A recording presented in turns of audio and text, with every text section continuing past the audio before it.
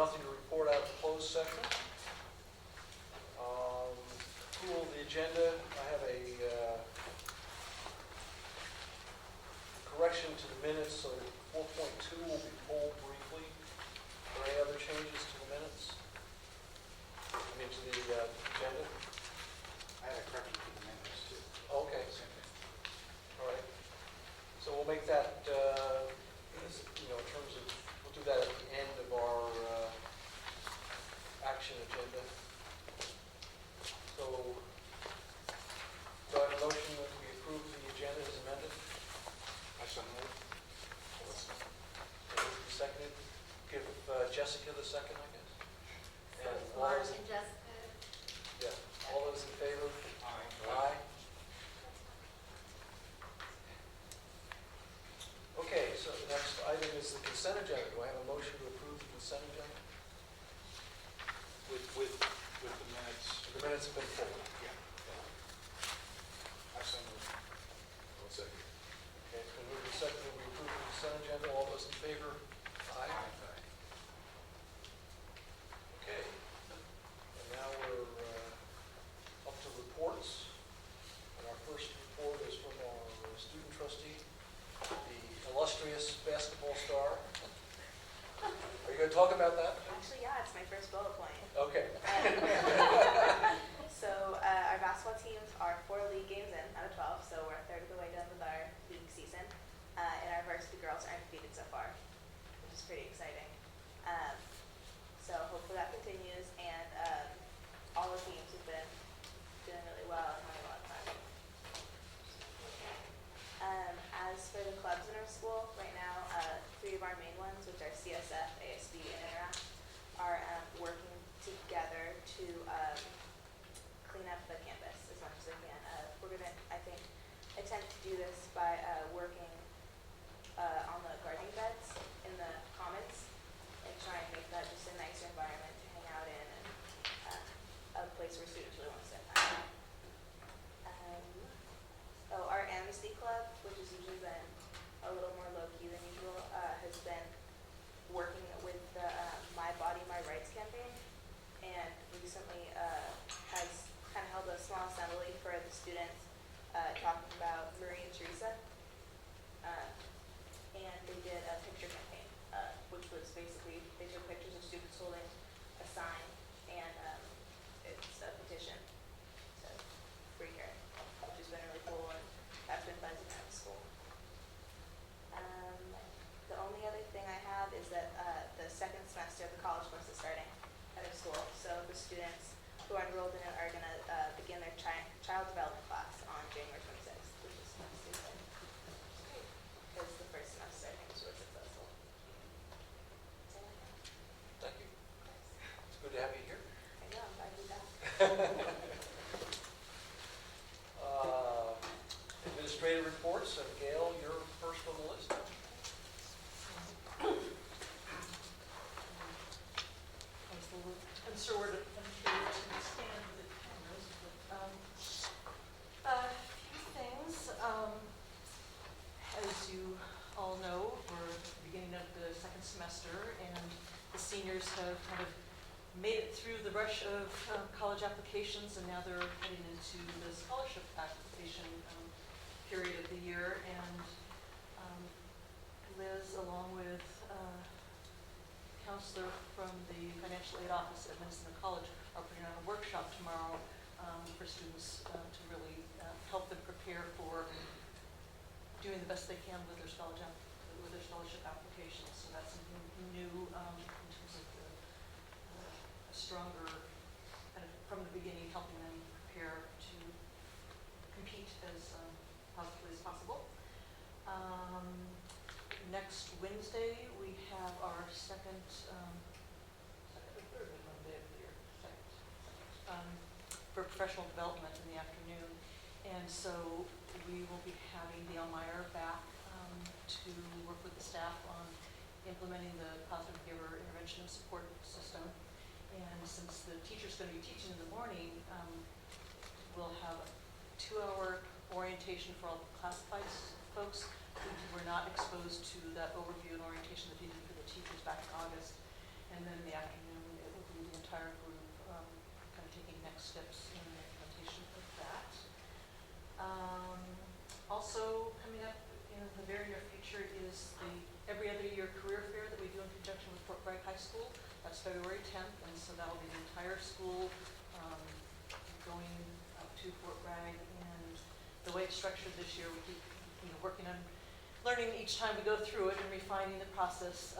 Each student will be in 3 different panel workshops over the course of the morning, and then be back to our campus by around 12:30, 1:45 for lunch, and then just right after the class. So it's one of those semi-annual events that it's always so amazing to see the community support, all the people that volunteer their time to come out and serve as role models and share with the students their own journey in terms of their career, and it's a pretty powerful experience. So I'm excited that's happening again. And then, of course, our ongoing WASC self-study. I did not bring an entire copy because Tobin and Derek and I are madly going through the last revision and editing. The deadline to submit it is Monday. And I would ask all of you to mark your calendars for March 6th, Sunday afternoon. I will get more detailed information once we get the agenda finalized. It'll probably be about 4 or 5 in the afternoon where we do the meet and greet, and that's usually the easiest time for the visiting committee to have a chance to interact with you board members. And as I said, I'll get more details to you. So since I don't have the finalized report to give you, I do, I just want to pass it on, have just kind of the key outcomes.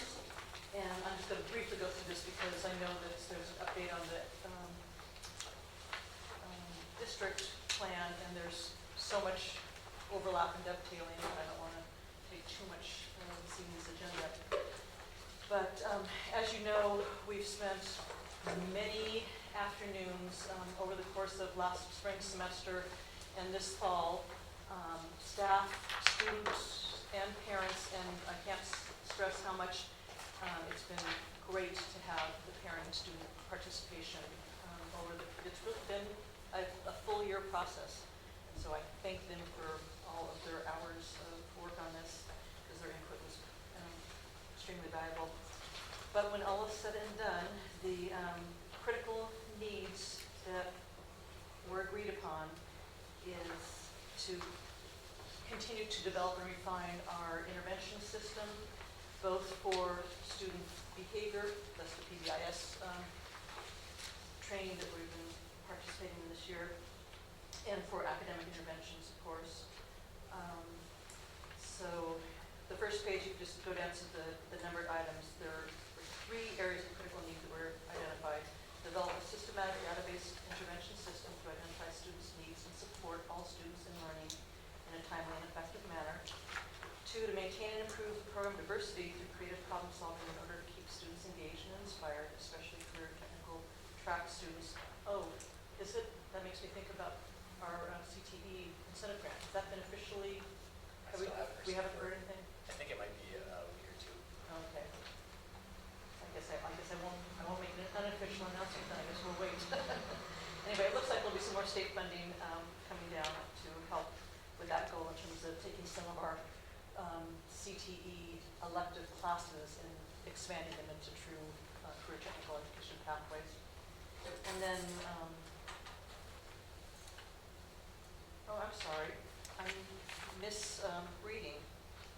Ignore the first page, that is from last year. So the critical needs is on the second page. I apologize.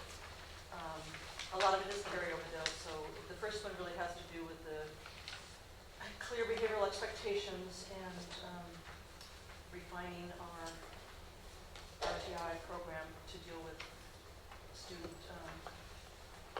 motivation and behavior, attendance, those kinds of things.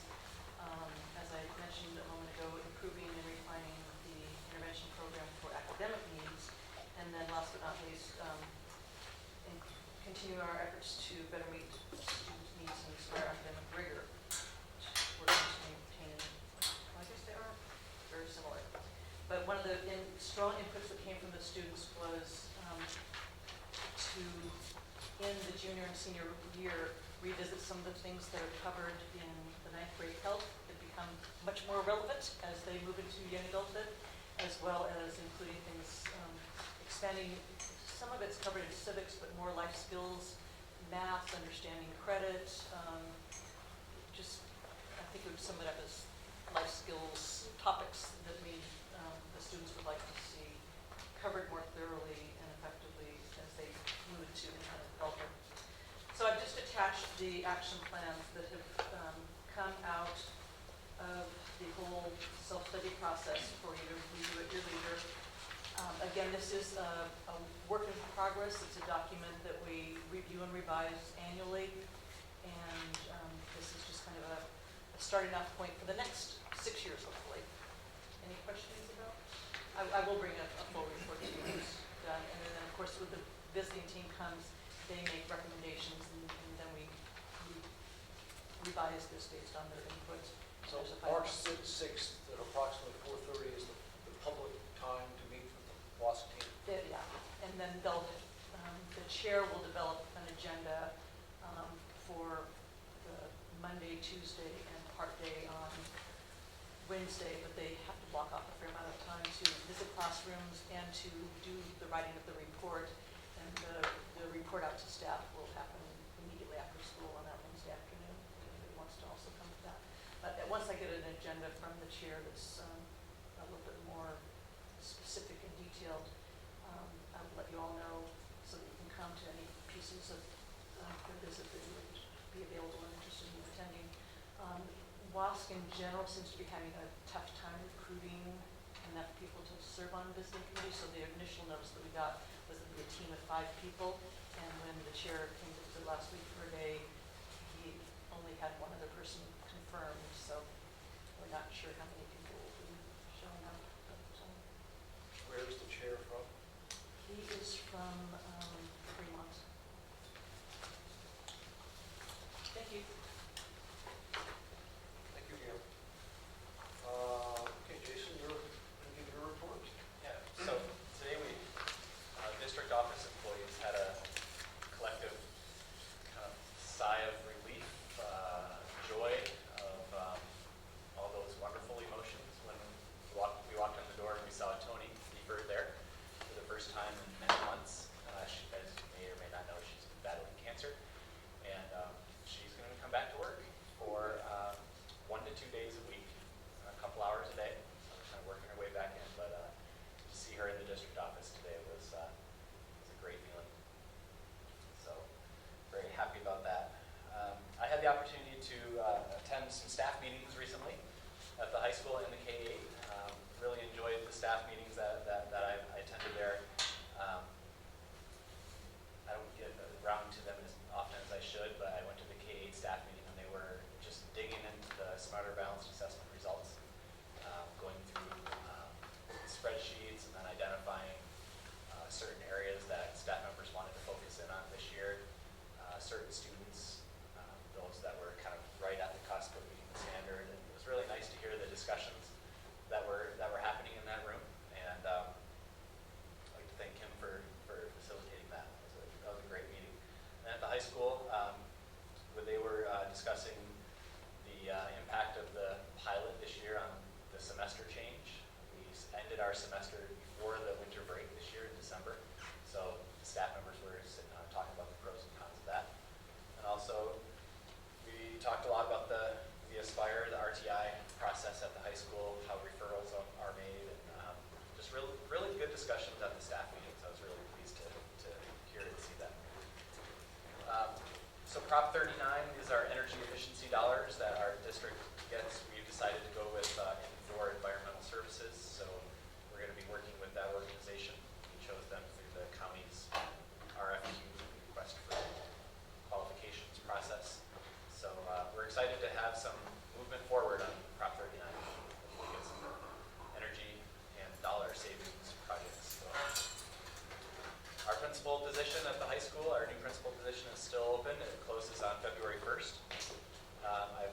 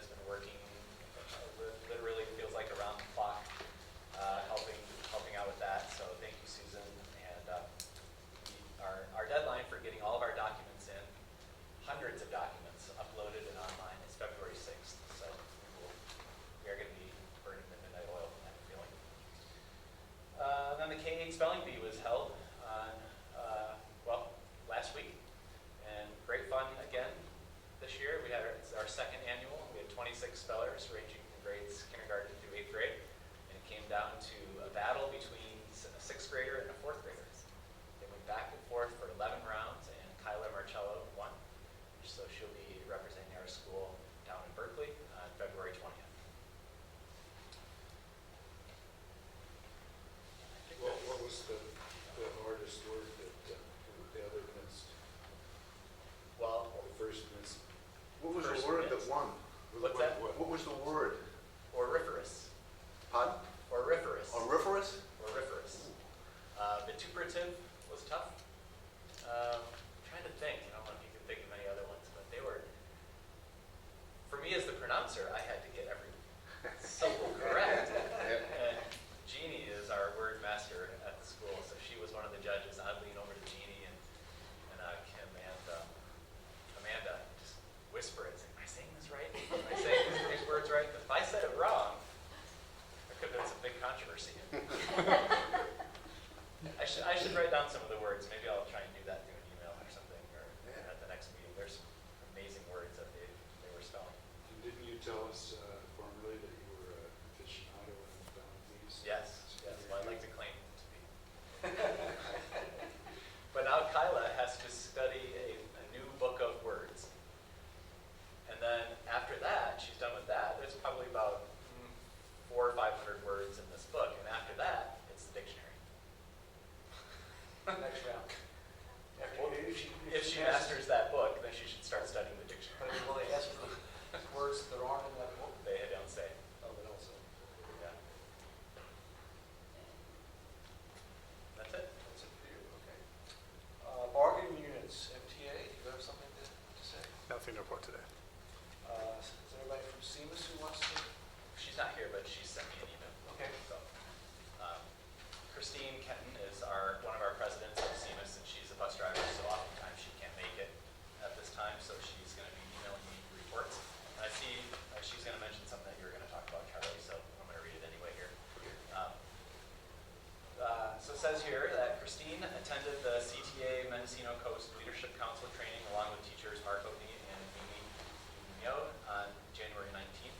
It was a very informative meeting, and I appreciate the effort made by state and regional representatives George Young, John Hashek, Jerry Eaton, and Orville Garrison to come to the coast. We discussed local and national issues for the future of education and labor relations. I wanted to let the board know that our aide in Albion, Linda Aubrey, is having cancer treatment in the city. Anne Marie Stenberg has set up a GoFundMe fundraiser for Linda. The community has already raised over $6,000 for help with bills and a new car. If you feel so inclined to donate, the address is GoFundMe Help for Linda. Donation can also be made to the Greenwood Community Center as well as the Albion Post Office. That's submitted by Christine Kenton-Brady. So, board trustee reports. Mark? Nothing today. Charlie? Jason stole my thunder on it, probably, but it'd be the same information. If you want addresses to send a donation check like to the Greenwood Community Center or that GoFundMe site, it's in my column in the Beacon, second page. And then the other thing I was going to talk about is that we had our annual town meeting in Elm, and Diana Tower was there and presented her video that I believe was shown here at the board meeting some time ago on preschool. And she gave us the news that we may have heard here as well, but they have 12 total students. Is that what you understand? Yep. And they're looking for one more to come through the door to be able to come up to that 8 ADA average that we're looking for. But also at the same time, there's local fundraising going on that's been fairly successful, and there was a rather large anonymous donation, so that's looking good as well. So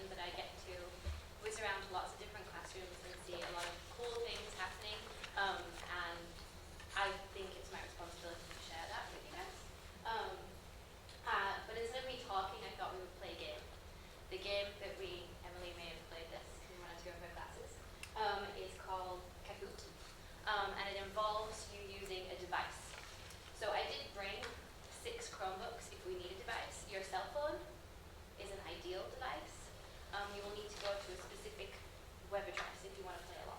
Okay? Instructions will follow in a second. You're going to go to kahoot.it. It's that simple. There will be a game in, and you'll be asked to create a username. If you do not want people to know how you are doing, there will be a leaderboard on here.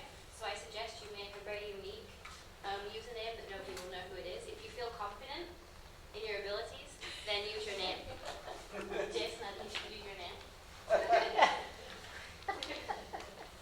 And what's going to happen is on the main screen, you will get a question, and it will give you 3 or 4 options with the answers, and they're color-coded. And then on your device, would anybody else like a Chromebook? You want to play? Oh, yeah. Okay. The caps cost a little. Yep.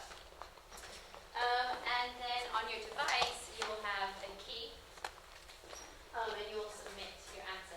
There are 15 questions. Hopefully we'll be able to go through this fairly fast. You do get points for the speed of your response. And so, for those of you that are competitive, you need to be quick on the draw. It is also worth mentioning that some of these you are going to have to make educated guesses for, because you may not know the exact answer. Yeah, I think that's it. So I'm going to escape this, and I'm going to go to the Kahoot. It's a great name. And in a second, the game pin is going to appear. Oh, and actually, Is this free? Where's the pin? free. There's a background video playing that you've logged in. Emma.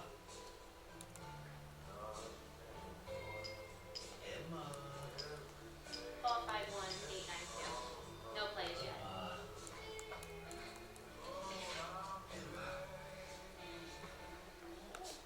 Emma. No, we've got a few more.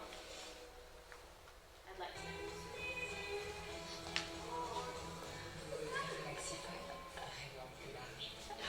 We have 9 players. I'll give you just a moment longer in case we have other people that want to join. 1, 2, 3, 4, 5, 6, 7, 8, 9, 10, 13 players. Emma. I see 13 devices. Anybody need a little longer? Say it one more time. It's 451892, and then you can take the turn. Okay, good. We got 15. All right. We're ready to go with question number 1. Are you ready? Question number 1. How many Chromebooks do we have within Mendocino Unified School District?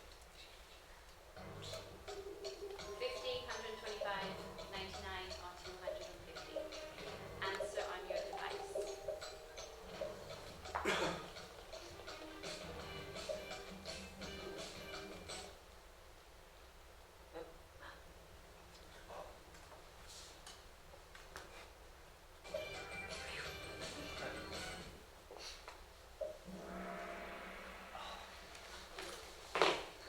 Jump up and down if you got the answer right.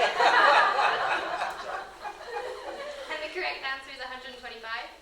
We actually have 40 in between the 4 or 5 classrooms, because we have 4 or 5 classes right now.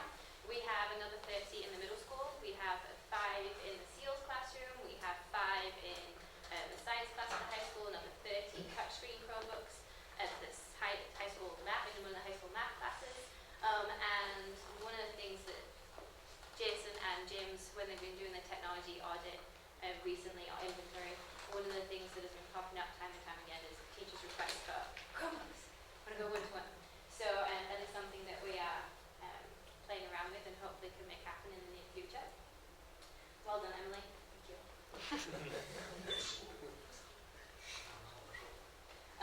Students in which grade should be able to type a minimum of 1 page in a single setting? This is according to the Common Core State Standards.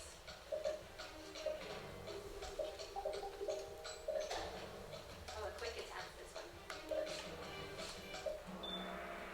Correct answer is 4th grade. 7 people got that right. So in 5th grade, they need to be able to write 2 pages.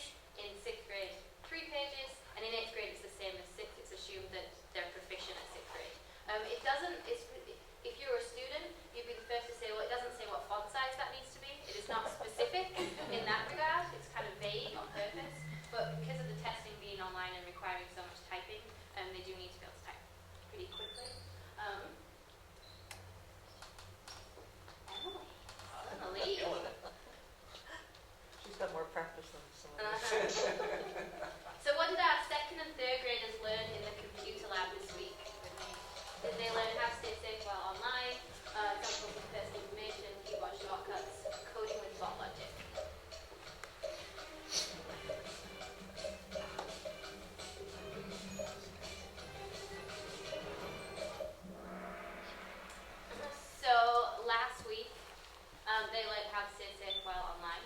It's a bit of a trick question because so far this year we've covered all of those different things.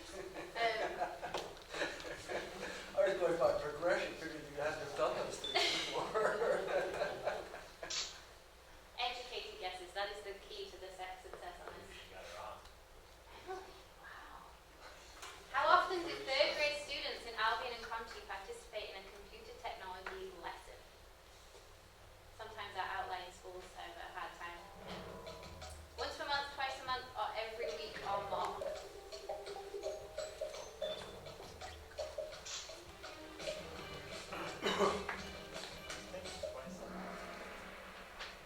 It's actually more than that.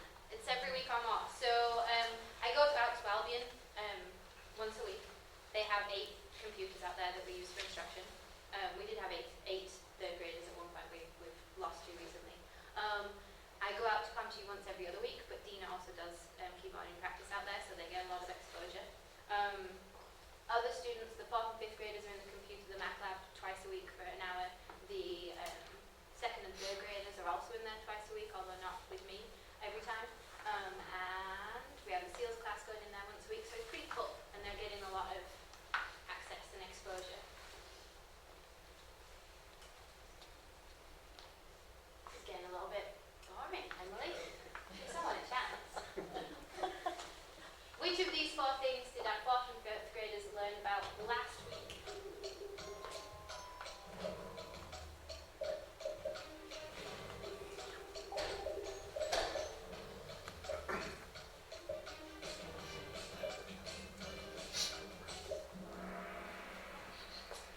Yep, digital footprints.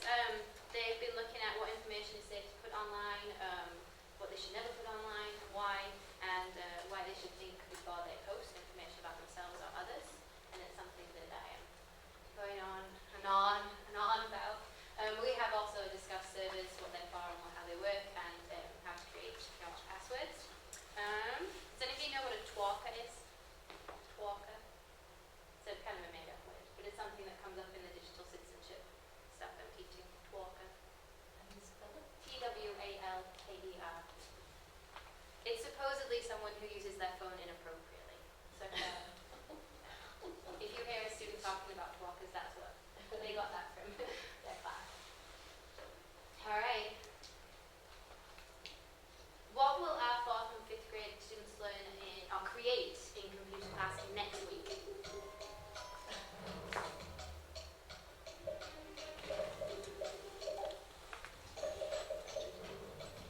Getting faster.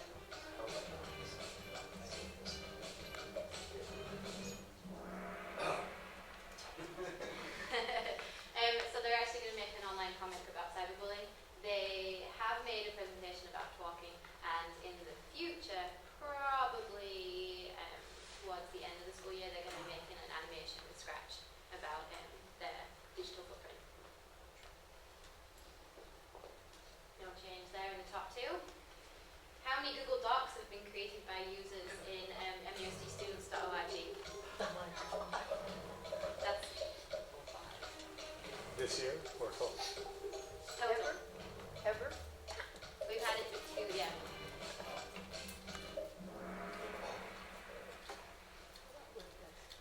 Quite a few. Well done, all the Bingo! people that got it right.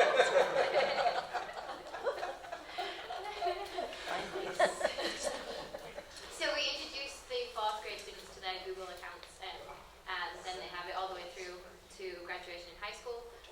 4th grade, we thought was a good age to begin with because we can really start talking to them about how they share and communicate online, and it seemed an appropriate place to start and set up all of those habits that they can continue to keep until they graduate. Next question. Oh, Emily.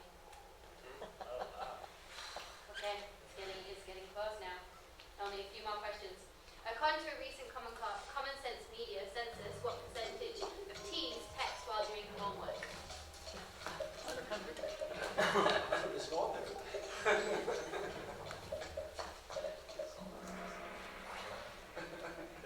Only 60%. I checked on that one. Only 60%. The other results, Common Sense Media is a non-profit organization. They have tons tons of resources.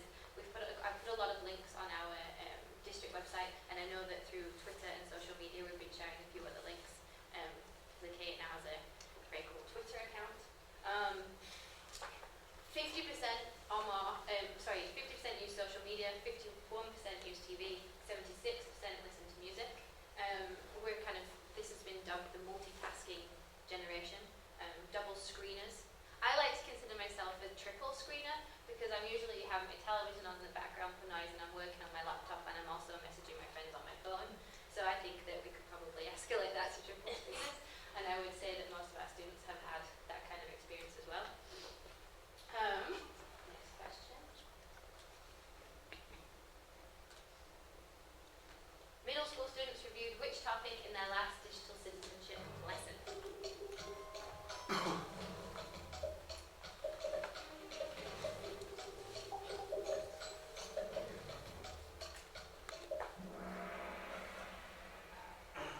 Ooh, I put some tricky ones in, didn't I? They actually did review citing sources. We have already covered some of the other things. I go to the health class once a month, and we do live a digital citizenship curriculum. It's challenging to kind of find the time to pull out of all the demands that the students have in their school day.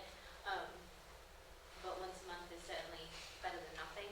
We have spent a long time discussing how to be an upstander, and they're all fairly confident about reciting all the things they should and shouldn't do online. They don't always put that into practice, and often they see a lot of things online that although they didn't do it themselves, they don't do anything about it. And so that has been the main push for me this year for the middle school, is trying to get them to be upstanding and make those difficult decisions and help others. Right, we're getting close. What type of resources can be accessed from the technology department page at mendocinousd.org? This is all tech stuff. This is a trick question. Bringing all the answers.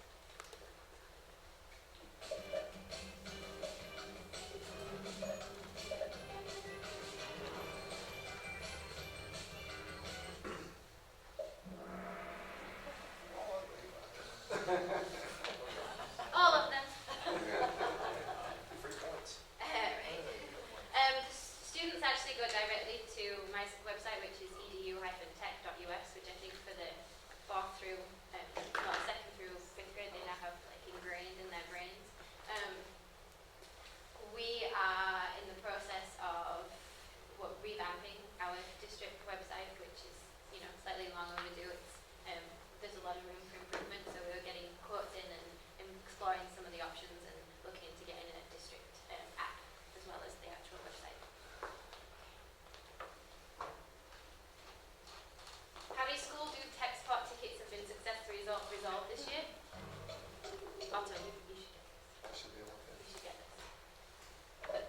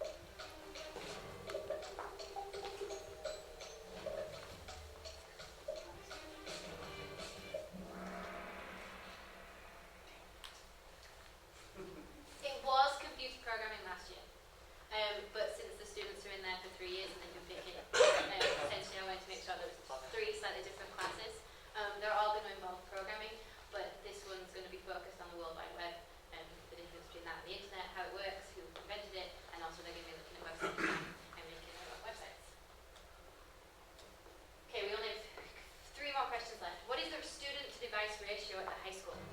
So school-owned devices, number of students.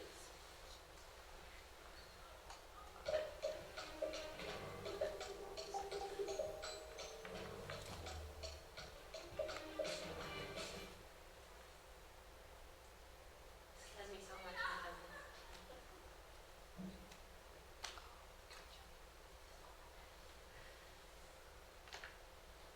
The correct answer is 2 to 1. We have, students actually have access to a lot of technology. Some of it is old, not all of it is, useful for the needs that we currently have, because that's constantly changing. A lot of students bring in their own devices, their own laptops and their own computers, which is where that guest and student network are really, really important. What was the focus of the District Tech Professional Development on Wednesday?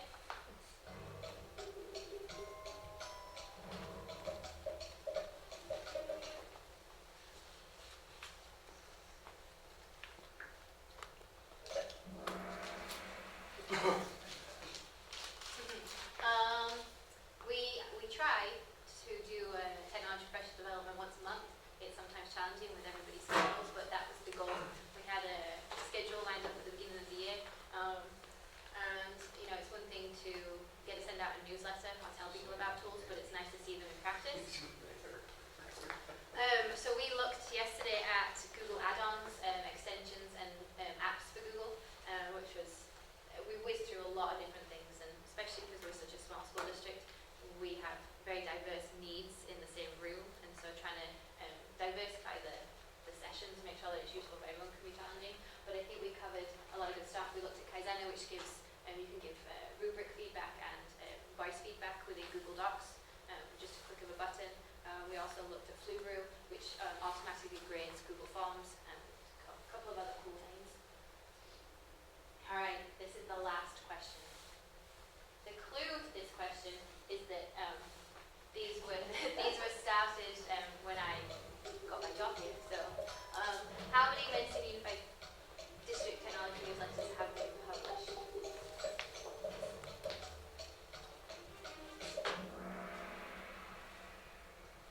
Well done. That makes me happy. There have been 14. I published the first one in November 2014. I tried to put as much information as possible in there, new technology tools, things that are happening in teachers' classrooms. Last month I explained what Google Read and Write is and how it can help students that are struggling, because it actually reads websites to them. Helps struggling readers who read the website, and has a voice to text feature as well. If you are interested, these are our technology newsletters to date. Some of them are available online. I try and put the most recent one up there. And then we'll get to see who won. We all ready? There is a prize. I know who won. You know who won? Toto won. Toto won. Did anybody guess Toto? By a landslide. That's something very special. That's what I was gonna guess. Totally. You have your very own minion. Is it edible? I figured that's who. Well done. Okay, that is all for me, unless you have any questions about anything that I've said. So, we often have questions about testing and what you can, how you can use that in evaluations and other, measuring types of criteria. What would be the best way for you to describe the results of this test and how we should evaluate, ourselves based on it? Well, I think there were flaws in my questions, because I did not give you the information. I couldn't possibly test your learning, because I wouldn't know that you had that knowledge in the first place. Kahoot is really engaging, and I know that there's a few teachers at the high school that have really taken to it, and they like using it, and the students really like using it. There's nothing more rewarding than walking down the hallway and having students, hearing students say, "Oh, can we play that Kahoot?" And I know that I helped introduce that to people so that they could play with it. It is not the most useful in terms of it doesn't track students' progress, but it is really good for getting their attention, helping them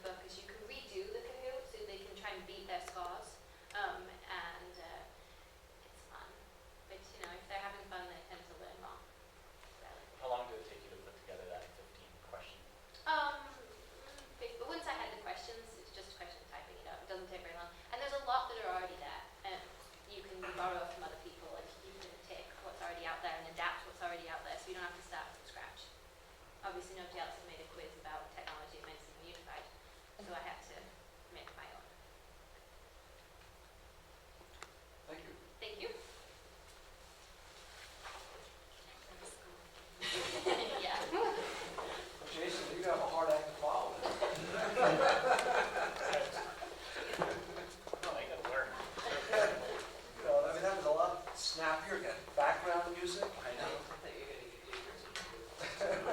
But maybe I will in June. Yeah, sorry. So here's our update of the strategic plan. We do this twice a year.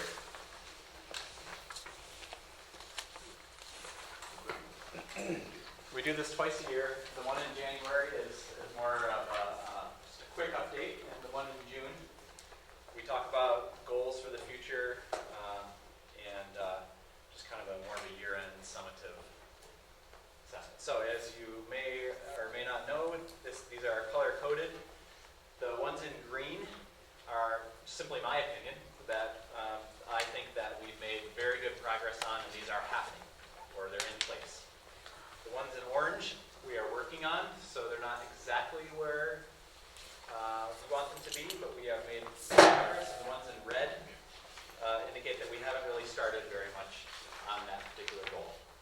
And this originated as a 2013 through 2018 a 5-year strategic plan. Last year, halfway through, or about halfway through, in June, we added new goals. We took some goals out, we added new goals. So if you see something like one that doesn't have any information for 2013-14 or 14-15, that means that it must be a new goal or a newly reworded goal. Otherwise, I have saved the updates from 2013-14, 14-15, and the size of the paper got too big, and we do have 12-13 baseline data as well, which I still have, and maybe I'll put it together on a big spreadsheet someday. All right, so our technology goal.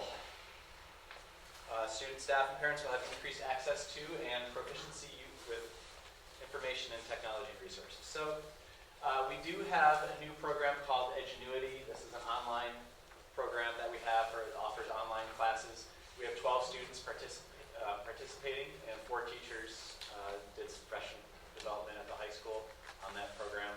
We have had some good discussions with blended learning, and Edgenuity is kind of going in the direction of blended learning. Many of our high school courses are kind of doing some blended learning things, but it's actually not a real blended learning model.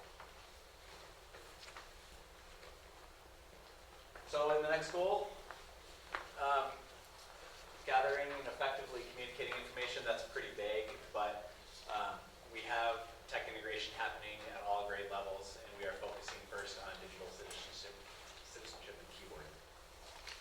Standards, tech standards have been identified, and now we are just trying to figure out what we want to focus on at each grade level, key concepts at each grade level.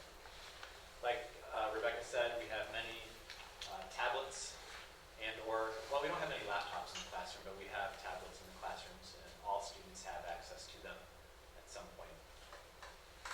Keyboarding, this used to be, say, 7th grade, and now we've bumped this down to 5th grade with the acknowledgement that the Smarter Balance testing requires our students to keyboard much sooner. So we are trying to focus on getting our students keyboard proficient by 5th grade.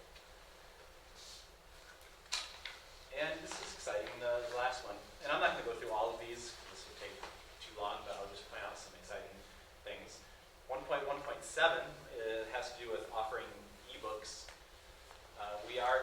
We've discussed using Tumble Books. This is an online resource that students can use.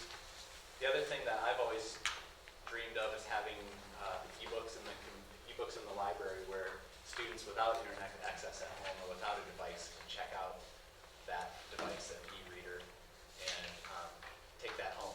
So we're going to be looking into that more. So every time I move a page, I'll just ask if there's any questions. Jump right in. All right, let's go to the next page. Increased staff professional development, that's happening. Rebecca's done a great job putting on workshops, and also working one-to-one with teachers. This is a very important one. The next one, 1.2.2, when I did my LCAP stakeholder meetings last year, it came up at just about every meeting that parents wanted our staff to use the parent portal consistently. So we put that in as a new goal, and they are using it more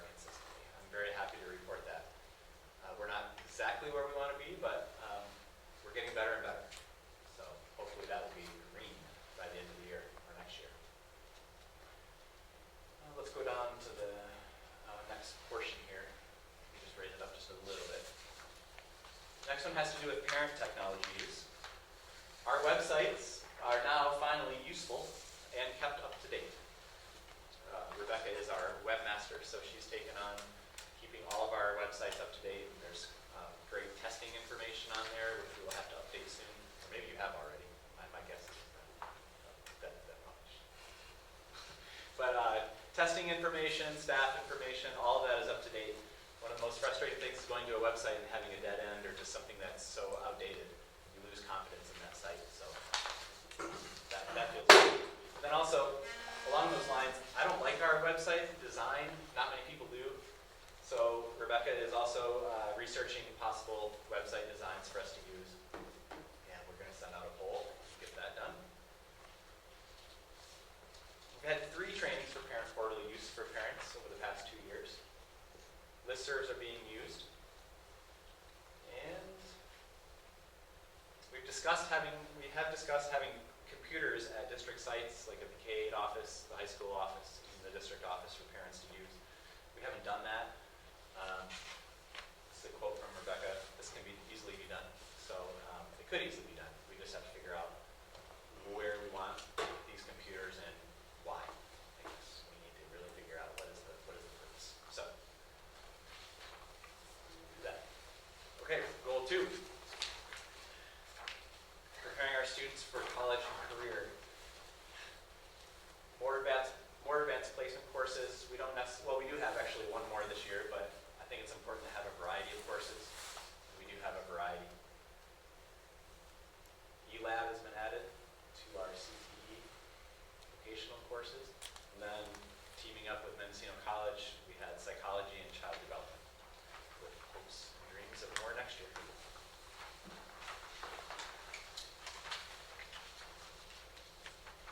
Continuing on with student preparedness. Spanish language and culture is being offered in the 6th through 8th grade. We never could do Spanish in K-5, but it's still on there. It's still a dream. We'll leave it on there for the time being. Our K-5 math teachers adopted the Bridges math program, so they've received professional development along those lines. And then we have a lot of dreaming and discussion happening around the high school. We've discussed the possibility of a different model of educational, how we deliver education at the high school. We've also tossed around the idea of moving the 8th graders to the high school. At first, people are very afraid of that, but when we start to talk about the reasons why that might be a good idea, they start to come around. I'm not saying I'm sold on it. It's going to happen, but it's an important discussion to have. And then, of course, we want to ease that transition to 9th grade. So the freshman seminar class is happening. All freshmen are taking that course, and we'll be evaluating it this spring to see how we want to move forward.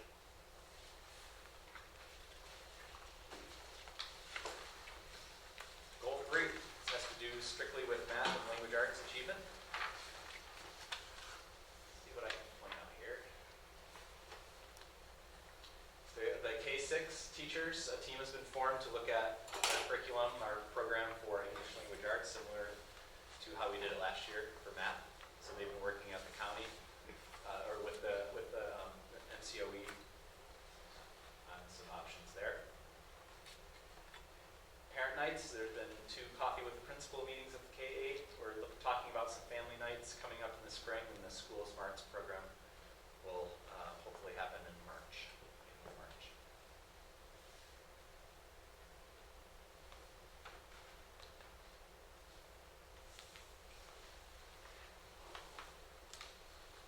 Okay.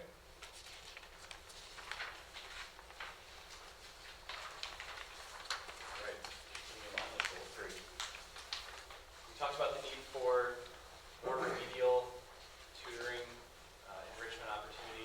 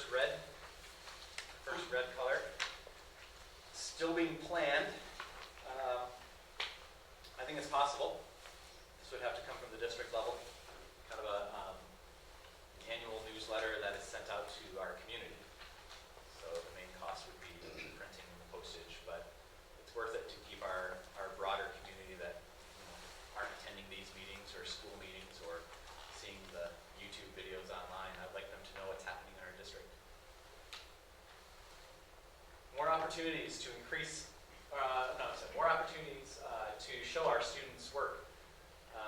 Science fair at the high school was a great success last year. We're going to do it again this year. Project-based learning here at the K-8 school, a lot of fun. We're going to do that again.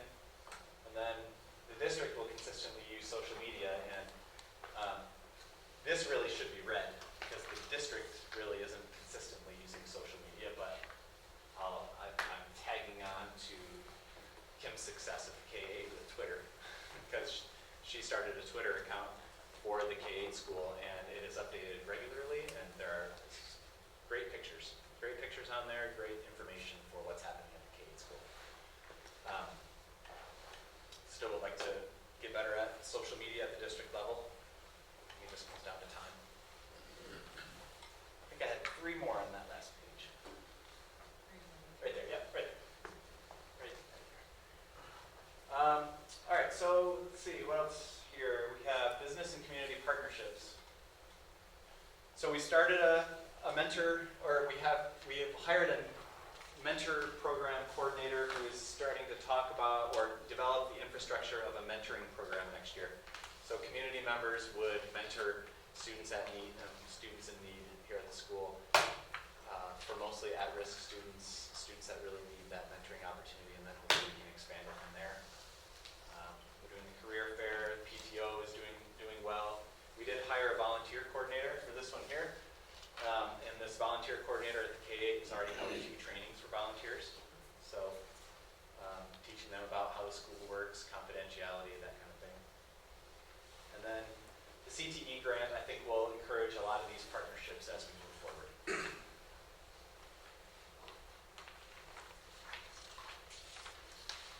All right. Goal 4, community involvement. This is where we just talk about some of our community service organizations,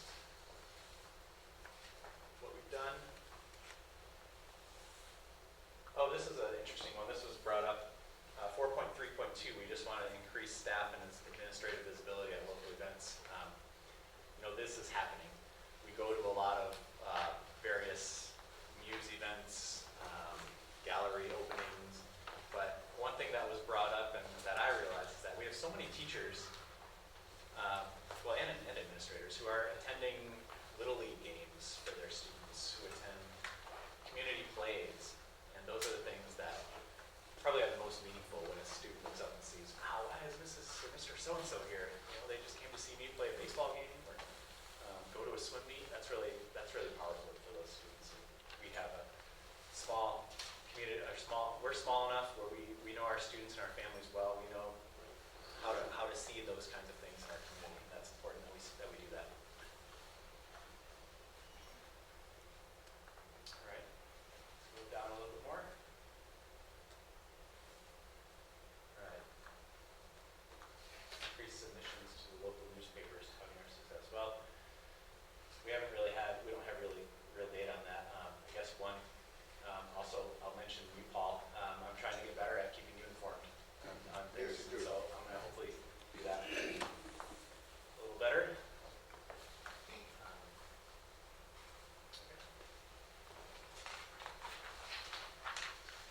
Goal 5, instructional strategies and programs to improve the learning of all students. Here we talk about some of our elective classes, E-Lab, our AP courses, so a lot of this is kind of repeated, but just data that we're doing some of these things. Grant writer, still red. I think that can happen though in the next couple of years. Oh, the district instrumental music program, we are preparing to send out a survey. The instrumental music committee that was formed last summer, we've developed a survey that's going to be sent home to all parents in grades 4 through 8, or 4 through 8, and then all students in grades 4 through 12.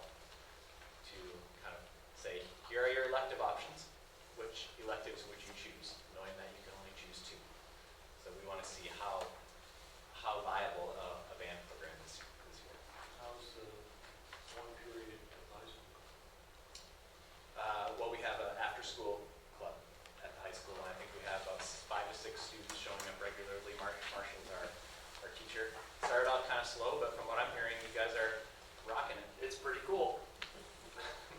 Good. So 5 to 6 students showing up. It's 1 or 2 days a week. 1 day a week. 1 day a week. And all are pretty accomplished musicians already, right? But they want to learn more instruments, so since we're doing it in the bedroom, they're like, oh, can I play saxophone? Here you go. And then it works itself out. It's pretty cool. Good.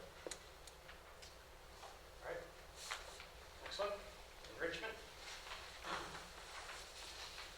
So our after-school clubs, this is part of our a pilot program that we are offering more stipends for teachers to offer after-school opportunities for students. And I think there seems to be some good involvement, and I'll get specific numbers in June for how many students took part in these courses. Opportunities to excel. We have our spelling bee, Mendocino College offerings, Edgenuity, our online courses, and our eLab students. Some of our eLab students are going to be going to a competition, a robotics competition, coming up here in March, I would say.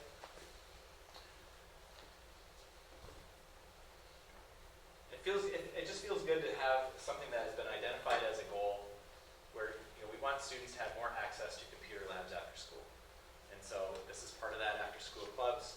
Boom, we can do it. The library and the computer labs open 3 days a week at the high school for students to get their work done. So it just feels good to do some of these things. Sportsmanship. We've been focusing on sportsmanship in our athletic department. I haven't heard anything, I haven't had one complaint. And I have in my first 4 years. But this year there hasn't been one complaint or one issue with sportsmanship, so that's really exciting. And then our students weren't necessarily involved in the strategic plan goals and progress. This goal was just added in June, but they were very involved in the WASP process. And from everything I've heard, it was a fantastic group of students to have there. Very, very vocal, very opinionated, and very valuable members of the team. So, next page. All right, remediation, kind of already talked about this. We're trying to nail down our RTI process, our Aspire program at the high school. It was a WASP goal. Project-based learning, K-8, and partnering with Coast Children's Fund and RCS. Those partnerships have been strengthened. So if you give yourself a grade so far on first semester, how are you doing in terms of bringing us? As a district, I would say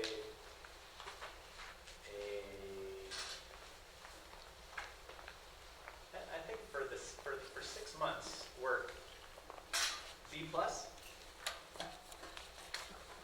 Just maybe a point away from an A-. I think that we've done a really good job. I think that this is always on the forefront, and I like how much the WASP team incorporated our strategic plan. It was always a part of that discussion. There was a desire to, like Gail said, combine those two. So, I think the one thing that, and I feel like a broken record when I talk about this, but I really want to see one area get better, and that is 4.2 under goal 4. It's all orange there, but business and community partnerships is something that I think as we go forward, and this is particularly at the high school, I really would like to see more of those partnerships happen. And I think the CTE grant that we're getting requires that. It requires input from our community, input from our business, and partnerships. And so I think that will hopefully get us going in that direction. But that's one area that I think I would like to focus on. Any questions on the board or from the audience? All right. We're a little late for our timed item, which is parent community comments. So, yes, go ahead. My name is Cornelia Reynolds, and I am the Executive Director of the Community Center of Mendocino. And I look forward to being on your agenda at an upcoming meeting to give you an update on the organization and how the after-school enrichment program is going. I came tonight to make sure that you are aware that the organization has recently been given about $9,500, that's $9,500 for interior improvements at the center. These improvements essentially are furniture, but as all the furniture is attached to the wall, we need your permission to do these things. And I would really like to invite all of you to come tour the center between now and your next meeting, both to see the changes we're planning and also to give us an opportunity to show you how great the program we're running is and what the challenges the organization is facing. I'd also like to add, as I'm sure you are extremely aware, that the after-school enrichment program no longer has the $80,000 to $100,000 in property tax support that it used to have. And we make up the difference with fundraising and memberships. And so I would like to invite all of you to become members. Membership starts at $25, and I really think it would be a great way for all of you to express your support for the organization and for the continuation of the after-school enrichment program. Any questions? Thanks. Any other public or community comment?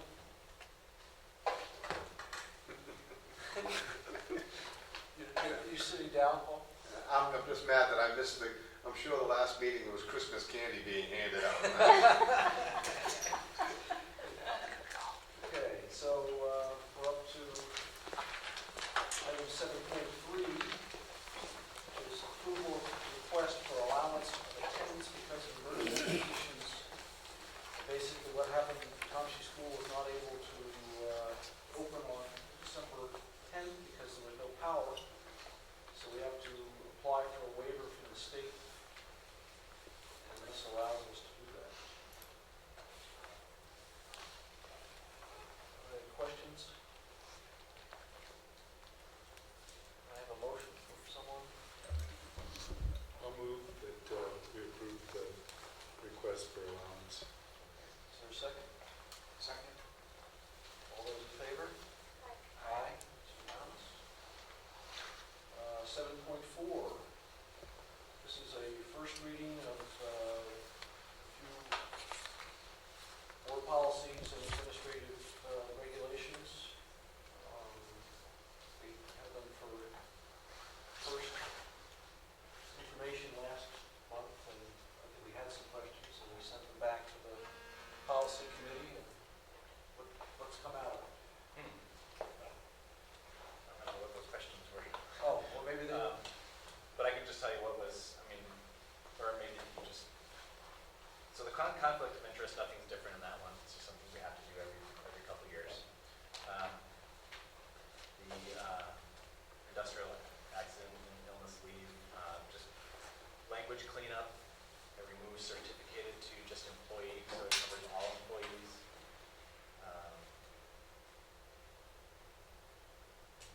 Just requires certain timelines, district notification required when an employee is about to run out of time. So nothing really, it really just is updated with the most current laws. is there anything that the policy committee wanted to highlight about? No. Okay. So, is there a motion to approve all the items under 7.4 as a first reading? I move to approve. Is there a second? Second. Moved and seconded, all those in favor? Aye. Aye. Passed unanimously.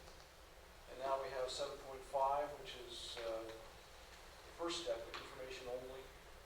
We have two categories, personal leaves and our bid process. These are posted under administrative regulations. So once again, the personal leaves is really updated to accommodate the Healthy Workplace, Healthy Family Act. So really regulations there. I think the next one, the bids, significant changes based on the board's adoption of the resolution last month that made us subject to the Uniform Public Construction Cost Accounting Act, asking contractors to register, to get on that list of qualified contractors. So some of the numbers have changed.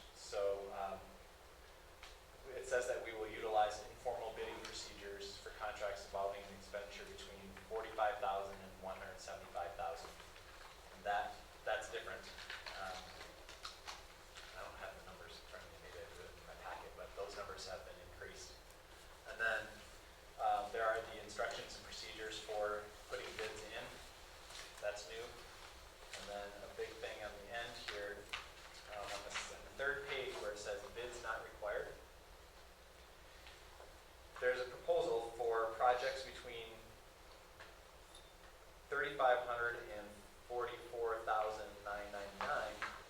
we will attempt to secure 3 quotes for the project and then choose the quote that best fits the needs of the district.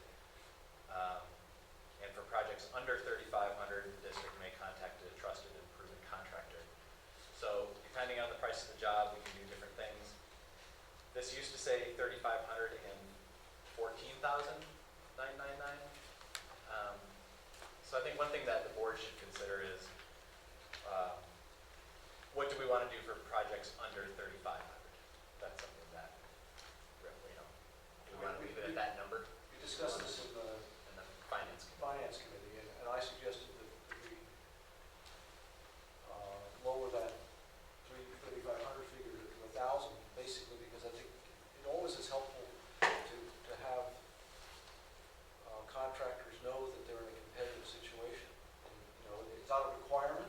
If it's an emergency, you go ahead and do it without going and getting 3, bids. There may not be 3 people in every situation, but I'm just saying that it seems to me that it's useful to have contractors know that they're always being evaluated based on not only how good they are, but what their price is. So I suggest that we come back with that change. So you want me to come back in and draft for that? No, exactly, sorry, just read. But I don't know whether other people agree with me. But you want that change to be in the first reading? I don't have any problem with it as long as it's known that it's not required. Right. I think that the whole idea is to make things more flexible for auto and people who are buying things, But I think that our guidance is to be, as careful with this money as you would be if you were buying it for your own house. And usually, if I'm spending $1,000 for something in my house, I'm going to want to get more than one bid most of the time. Not every time, but I will most.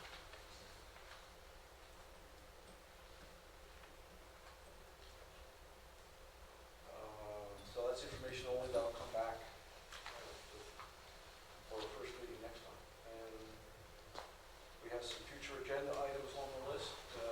WASC report,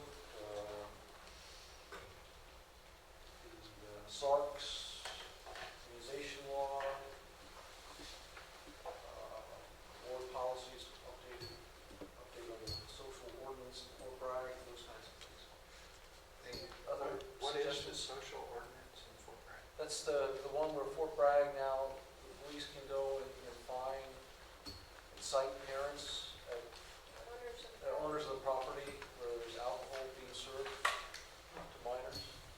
And whether this is something that, does it exist in the county? How effective would it be? What kinds of things can we help in our struggle to keep things safe for kids? So in the description of ongoing updates to board policies, are we going to discuss any board meeting taking that CSBA organization? Oh, we were going to do that at the finance meeting, but which we could, yeah, unless you wanted to as an open session. Well, if we're tying it, it's somewhat tight, but you already do it at the finance committee. Or as I'm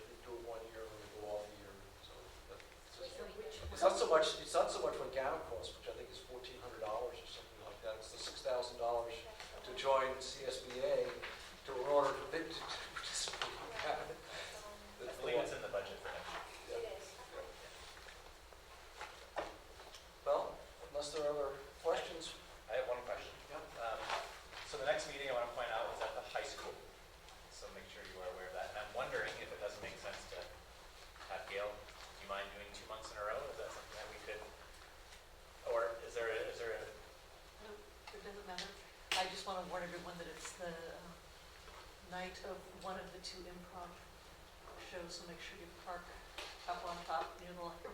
Of course, you'll be there before the show starts, so you shouldn't have any trouble. Just because it's at the high school, and we do that once a year, it might make sense to do 2 months in a row, and then maybe as a retirement gift can do the rest.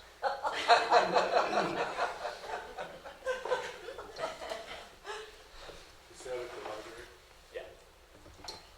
And I guess, we're also going to be meeting February 2nd. It's our annual evaluation of the superintendent. So when you see that notice come out, it's nothing scary. It's just a routine event. We get to rake Jason over the coals and send him out there and say, do better. And then we also have a study session first of March. I think it's a good time for some facility committee meeting. So we'll schedule one between now and February. Well, because we're going to Meeting. be dealing with the rec center. Oh, right. Should we wait until we hear what she has to say in February, or do you want to meet before? That's a good question. I'm thinking Yeah. meeting before. I mean, I believe, although you may know, but didn't they do a big walkthrough recently, and didn't they have a safety inspector in there? Are you aware? CCM? Yeah. I was a safety inspector. I think they brought somebody else through there I too. thought they brought somebody else to. They brought me in to look at all this, to show them all the Okay, safety. so I know that they have identified some facility needs and what she just talked about with you, but I am meeting with her next week, so I could get a sense of what they are and then bring them to the committee. Like, and then we'll try and meet before February 11th. Okay. Okay, I think we've taken care of our business. Thank you for coming. Adjourned.